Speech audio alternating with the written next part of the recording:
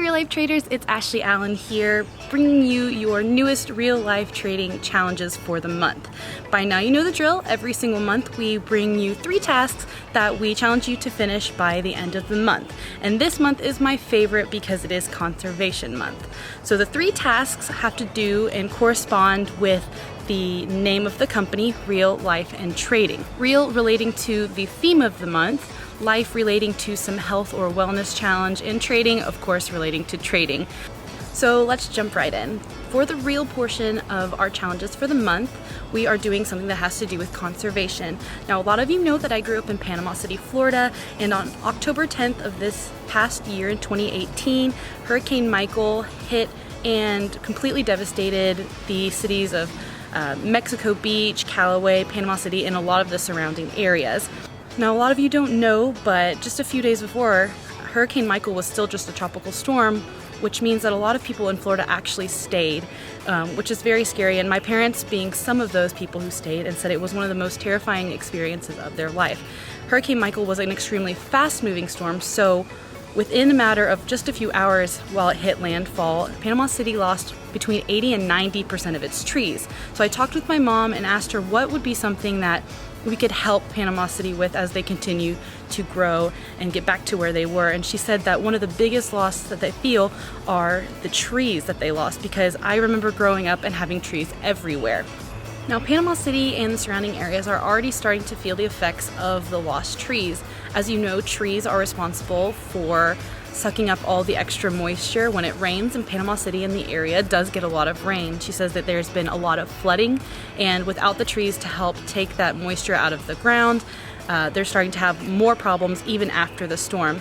The trees also provide a wind barrier that keep the houses and the landscape safe from strong gusts of wind.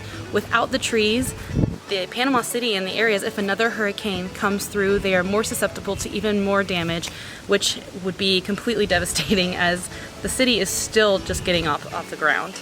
I want to quickly include some pictures of some before and after, and also some pictures of when Jeremy and I both went down there to help out with rebuilding and cleaning. As you can see, the trees are completely blown over, and actually if you go down there, it is still blown over, and a lot of the trees have not even been removed yet, and they're just on the side of the road. We've seen a lot in the media talking about how Panama City Beach and the areas are back on their feet, but you have to realize that Panama City Beach and Panama City are completely separate entities, and Panama City Beach, while it was relatively untouched, Panama City and the areas to the east of that were almost completely demolished. So that's something to keep in mind. My mom is also a first grade teacher, and she says that some of the saddest things she sees is when they have writing prompts. A lot of the kids are psychologically traumatized by the loss of trees as well, because it has completely changed their home. So my hope and my challenge for you for the real portion is to help put some trees back in Panama City. I will include a link below and in this video. I would like you to go to retreepc.com, and what they are doing is they are collecting donations and then allowing the residents of Panama City and the areas around it to go and get a tree.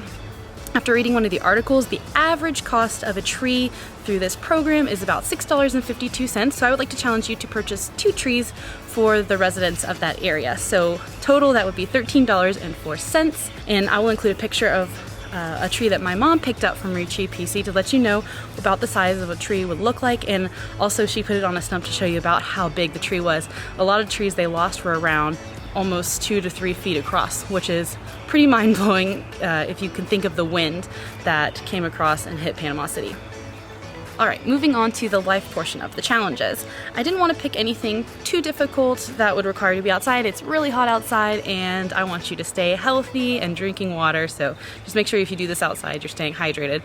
So what we are going to do is we are going to do a total 2 exercises, a total of 10 times, starting on the first day and increasing by 10 all the way until the end of the month. So we are going to start off by doing 10 squats a day and increasing by 10 every single day until the end of the month. And then we are also going to do 10 arm circles every single day, increasing by 10 to the end of the month. So by the end of the month, you should be doing about 300 squats and arm circles by the end. So we're gonna work out your legs and work out your arms.